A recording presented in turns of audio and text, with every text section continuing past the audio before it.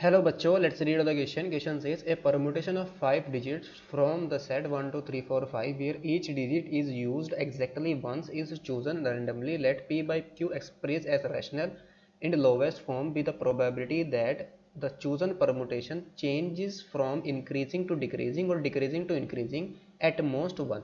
Example, the string like 1 2 3 4 5 5 4 3 2 1 1 2 5 4 3 and 53214 are acceptable, but string like 13245 or 53241 are not. Find p plus q. सो यहाँ पर हमें किसकी value find out करनी है, p plus Q की value find out करनी है. तो इस क्वेश्चन को सोल्व करने के लिए जो की कॉन्सेप्ट हम यहाँ पर यूज करेंगे, की कॉन्सेप्ट में हम यूज करेंगे जो प्रोबेबिलिटी ऑफ एन इवेंट. ये हमारी क्या होगी, नंबर ऑफ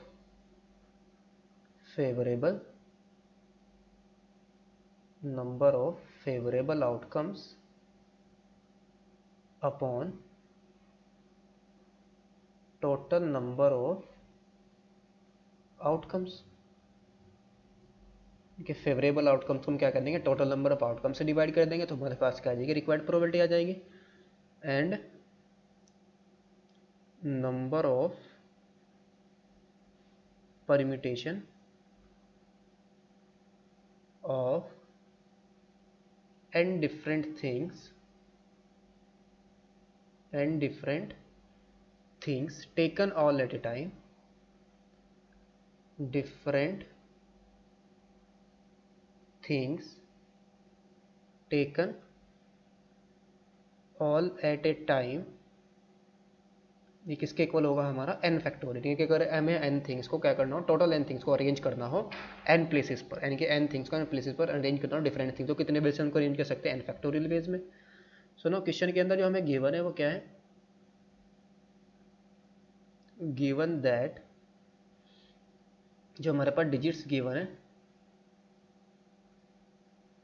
डिजिट्स है हमारे पास 1 2 3 4 5. तो हमें यहाँ पर क्या करना है, सबको एक ही बार यूज करना है और 5 डिजिट का एक परमुटेशन यहाँ पर फॉर्म करना है इस सेट से 1 2 3 4 5 से. तो टोटल नंबर ऑफ परमुटेशन कितने होंगे यहाँ पर, this implies total number of permutation is equal to 5 things को अरेंज करना हो तो ये कितना जाएगा, 5 फैक्टोरियल, दैट इज 120.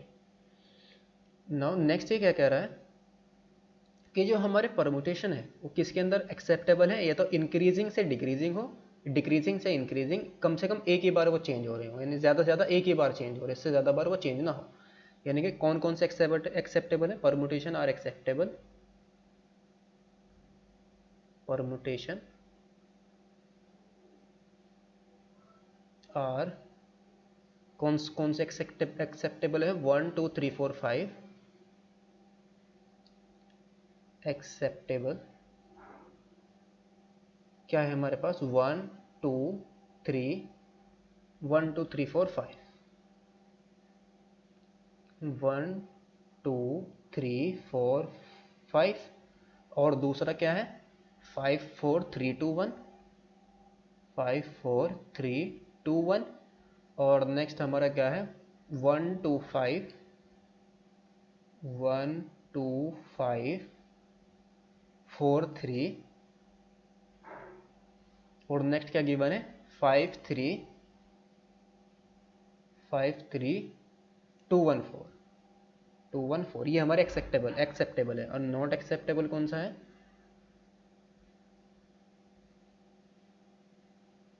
ये क्या है, 1 3 2 4 5. और क्या है, 5 3 2 4 1. अगर हम इनको ट्री की फॉर्म में लिखें तो 1 2 3 4 5 तो हमारा आ जाएगा 1 2 3 4 5. ये तो हमारा इंक्रीजिंग ऑर्डर है. सेकंड है हमारे पास 5 4 3 2 1, ये हमारा डिक्रीजिंग ऑर्डर है. फिर हमारा क्या है 1 से क्या किया, वो इंक्रीज किया, दैट इज 1 से फिर 2 गया, फिर से वो क्या करा 1 2 5 इंक्रीज और फिर 4 3 फिर डिक्रीज, यानी कि इंक्रीज हुआ फिर डिक्रीज हुआ। और इस नंबर को हम कैसे लिख सकते हैं 5 3 2 डिक्रीज 5 3 2 1 डिक्रीज किया और फिर इंक्रीज, यहाँ से हमारा डिक्रीज हुआ और फिर से इंक्रीज हुआ। ये तो एक्सेप्टेबल है। और कौन सा एक्सेप्टेबल नहीं है, और इसको हम अगर लिखें पहले तो इंक्रीज हुआ फिर डिक्रीज फिर इंक्रीज हुआ, तो ये एक बार इंक्रीज किया फिर डिक्रीज किया फिर इंक्रीज किया, इंक्रीज कितनी बार हुआ 2 बार इंक्रीज हुआ। लेकिन यहाँ पर हमारा एक ही बार एक्सेप्टेबल है, ज़्यादा से ज़्यादा एक ही बार इंक्रीज करे या एक ही बार ज़्यादा एक ही बार वो इंक्रीज या डिक्रीज कर सकता है। तो यहाँ पर ये तो एक ही बार इंक्रीज ही कर रहा है, ये भी इंक्रीज कर रहा है, या एक बार इंक्रीज किया फिर डिक्रीज किया, इंक्रीज किया डिक्रीज किया। सो नाउ हम यहाँ पर देख रहे हैं कि तो जो हमारा इंक्रीजिंग यानी कि जो मैक्सिमम है वो कितना है हमारे पास 5, और जो मिनिमम है वो कितना है 5। यहाँ पर भी मिनिमम 1 और मैक्सिमम 5, मैक्सिमम 5 मिनिमम इज 1, यानी कि जो मिनिमम नंबर है वो हमारा क्या होना चाहिए 1 और मैक्सिमम हमारा क्या होना चाहिए 5। तो हम यहाँ पर टोटल नंबर ऑफ केसेस बनाएंगे, नंबर ऑफ केसेस, यानी कि एक केस तो हमारे पास कौन सा बन जाएगा फेवरेबल केसेस, हमारे पास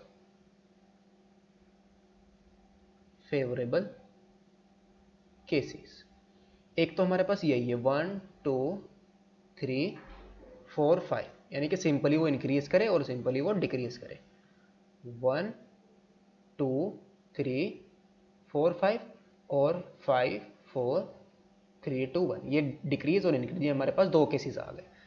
हमारे पास नंबर कितने हैं 5 हैं, 1 2 3 4 5, 1 2 3 4 5। अगर यहाँ पर हमारे फर्स्ट पोजीशन में यानी कि अगर 1 से स्टार्ट करें तो 1 2 3 4 5 ये हम ऑलरेडी ले चुके हैं 1 2 3 4 5। अगर हमारा 1 यहाँ पर हो सेकंड पोजीशन पर, तो यहाँ पर कोई भी नंबर आ सकता है 4 5 4 5 4 3 2 5, 4 या 3 या 2 या 1 में से कोई भी नंबर हम यहाँ पर इसको रिप्लेस कर सकते हैं। तो ये क्या करेगा वहाँ से डिक्रीज करेगा, फिर यहाँ से क्या करेगा वो इंक्रीज करेगा। तो इस पोजीशन को कितने वे से हम फिल कर सकते हैं, यहाँ पर पास नंबर कितने हैं 1 2 3 4, 4 नंबर्स हैं। तो यहाँ पर इन चारों में से कोई भी नंबर हम यहाँ पर चूज कर सकते हैं, कोई भी नंबर सेलेक्ट कर सकते हैं।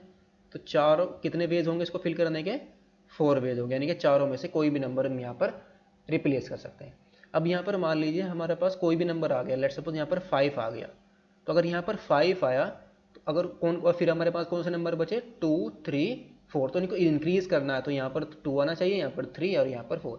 अगर यहाँ पर 4 आया तो 2 3 5, और यहाँ पर अगर 5 आया और यहाँ पर 3 आया तो यहाँ से फिर क्या आएगा 2 4 5, और यहाँ पर अगर 4 आ गया वो सॉरी कौन सा नंबर आ गया 2 आ गया, तो 2 1 फिर यहाँ से 3 4 5, यानी कि सिर्फ इसी प्लेस को हमने फिल कर दिया तो हम ये ऑलरेडी हमारी क्या हो जाएंगी फिल हो जाएंगी। तो यहाँ पर टोटल केस हमारे पास कितने आए 4 आए, यहाँ पर टोटल यहाँ पर कितने वेज आए 4 वेज। सेकंड केस यहाँ पर क्या होगा 1 हमारा क्या है, इस केसेस में हमारे पास कितने आए 4 वेज, 4 वे से हम इसको फिल कर सकते हैं 1 2 3 4 5। अगर हम मेरा 1 यहाँ पर हो, हमारा 1 कहाँ हो यहाँ, तो इन 2 वेज को हमें 2 प्लेसेस को फिल करना है। यहाँ से हम क्या कर सकते हैं इसको, यहाँ से क्या करेगा वो डिक्रीज करेगा और फिर इंक्रीज करेगा, यानी कि यहाँ पर नंबर कौन कौन से आने चाहिए 2, हमारे पास नंबर कौन से 2 3 4 5। तो इन तीनों चारों में से कोई भी 2 नंबर चूज कर सकते हैं, यानी कि कितने नंबर है हमारे पास 4 है। तो इन नंबर ऑफ वेज कितने आएंगे यहाँ पर, नंबर ऑफ वेज हमारे पास आ जाएंगे 4C2। इन चारों में से हम क्या करेंगे एक नंबर को दो को चूज करेंगे और यहाँ पर प्लेस कर देंगे, और यहाँ पर से तो ये ऑर्डर हमारा सेम रहेगा। अगर यहाँ पर हमारा 2 और 3 आया तो यहाँ पर 4 और 5 आ जाएगा, सिर्फ हमें इसको फिल करना है, ये ऑलरेडी हमारा ऑटोमेटिकली फिल हो जाएगा बिकॉज इंक्रीजिंग ऑर्डर में यहाँ से ये डिक्रीज कर रहा है, फिर इसको इंक्रीजिंग ऑर्डर में हमें लिखना है। यहाँ पर नंबर ऑफ वेज हमारे कितने आएंगे 4C2। नेक्स्ट क्या होगा 1 2 3 4 5, यानी कि 1 हमारा कहाँ पर हो यहाँ पर हो, तो सेम वेज जो यहाँ पर आए थे सेम वेज हमारे यहाँ आ जाएंगे 4C2। तो नंबर ऑफ वेज कितने आएंगे है, नंबर ऑफ वेज यहाँ पर कितने होंगे 4। अगर 1 की जगह हमारा क्या हो 5 हो, तो सिमिलरली यहाँ पर क्या हो हमारा 1 2 3 4 5। अगर यहाँ पर हमारा क्या हो 5 हो, तो क्या करेगा ये पहले 1 से 5 यानी कि इंक्रीज और फिर डिक्रीज। तो यहाँ पर कितने वे से हम इसको फिर सकते हैं, 5 हमारा यहाँ पर भी हो सकता है, यहाँ पर हो सकता है, यहाँ पर हो सकता है। यहाँ पर आएगा तो केस हम already one first and second हम ले चुके हैं। तो यहाँ पर टोटल नंबर ऑफ वेज हमारे पास आ जाएंगे, रिक्वायर्ड नंबर ऑफ वेज आ जाएंगे हमारे पास फेवरेबल, ठीक है, फेवरेबल वेज। दो तो हम ऑलरेडी ले चुके हैं हमारे पास, दो कौन कौन से, 1 2 ये वाला और ये वाला। यहाँ पर कितना है 4 और 4c2 और प्लस 4, 4c2 हमारा कितना आ जाएगा 6, तो ये आ जाएगा 4 प्लस 6 प्लस 4। और सिमिलरली जब हमारा 5 हम चूज करेंगे यहाँ पर, तो वह भी केस हमारे पास कितने बनेंगे, 4 प्लस 6 प्लस 4, सेम केस बन जाएंगे। तो ये कितना आया 2 प्लस 14 प्लस 14, तो ये कितना आ गया 30। तो रिक्वायर्ड प्रोबेबिलिटी हमारी आ जाएगी, required probability favourable upon total that is 30 upon 120। तो हमें यहाँ पर फाइंड आउट क्या करना है, P प्लस क्यू की वैल्यू फाइंड आउट करनी है। तो P प्लस क्यू हमारा कितना आएगा, सबसे पहले इसको सिंपलेस्ट फॉर्म में लिखेंगे, तो 0 से हमारा 0 कैंसिल, 3 4 जा 12, तो ये कितना आया 1/4। तो P plus Q this implies P plus Q is equal to आ जाएगा 4 प्लस 1 दैट इज 5। तो P प्लस क्यू की हमारी कितनी वैल्यू आ गई, 5 आ गई। Hope you understood it well, best of luck, thank you.